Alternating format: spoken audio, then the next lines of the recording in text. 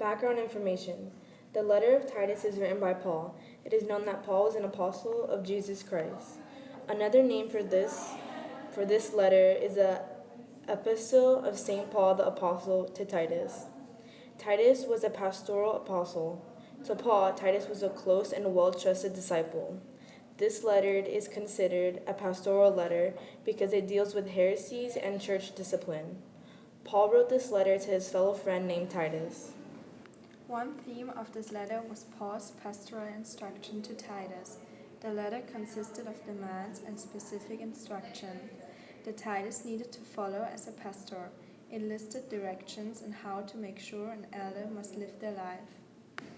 How is the theme of Paul's pastoral instructions in St. Paul's letter to Titus practiced in the life of the church today?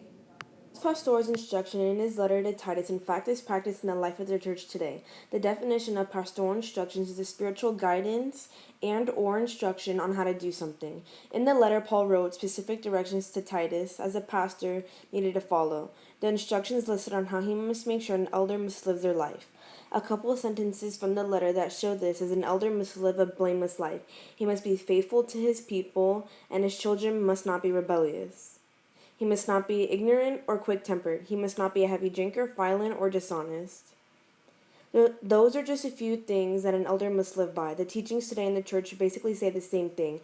A priest must live a blameless life. It also states that he must be faithful to his family, which is the people of the church. Being wild or rebellious is not permitted.